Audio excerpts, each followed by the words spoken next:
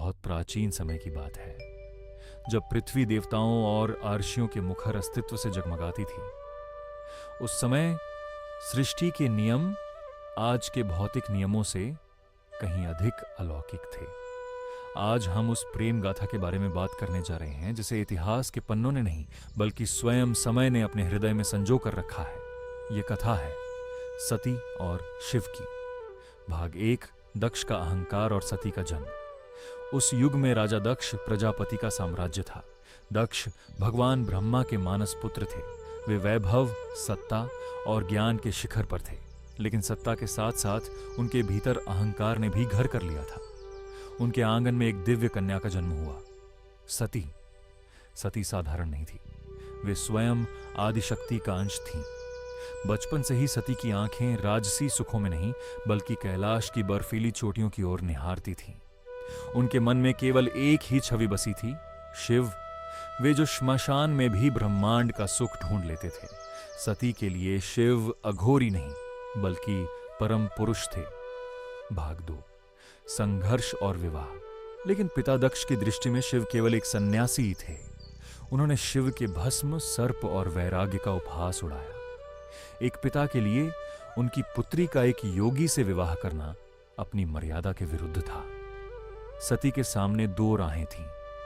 एक तरफ पिता का साम्राज्य और दुनिया का सम्मान, दूसरी तरफ शिव का मौन और प्रेम। सती ने चुना प्रेम।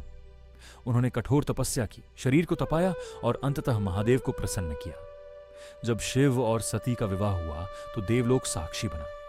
कैलाश का हर पत्थर शिव सती के मिलन का गवाह बना। वह विवाह केवल 2 हृदयों का मिलन नहीं बल्कि पुरुष और प्रकृति का मिलन था। भाग 3, अपमान की अग्नि। समय का चक्र घूमा और दक्ष ने एक महायज्ञ का आयोजन किया। अहंकार का प्रदर्शन करने के लिए उन्होंने समस्त सृष्टि को बुलाया, बस शिव को छोड़कर। जब सती ने अपने पिता के घर जाने का आग्रह किया तो शिव ने उन्हें चेताया, देवी, जहां निमंत्रण न हो वहां जाना अपमान को आमंत्रण देना है। लेकिन एक पुत्री का हृदय पिता की ममता की उम्मीद में चला गया। वहां पहुंचते ही सती ने देखा कि उनका पति, जो स्वयं महादेव हैं, उनका घोर अपमान किया जा रहा था। दक्ष की आंखों में शिव के प्रति नफरत देख सती का हृदय छलनी हो गया। उस क्षण सती को समझ आ गया कि जिस शरीर ने पिता के कुल से जन्म लिया है वही शरीर अब उनके पति के अपमान का कारण बन रहा है। भाग 4, तांडव और शक्तिपीठों का निर्माण।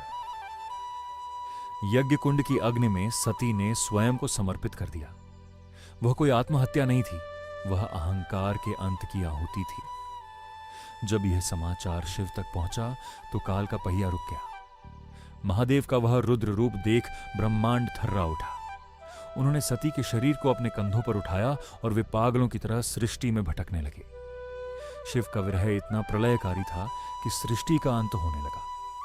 तब भगवान विष्णु ने संसार को बचाने के लिए अपने सुदर्शन चक्र से सती के शरीर को 51 भागों में विभाजित कर दिया।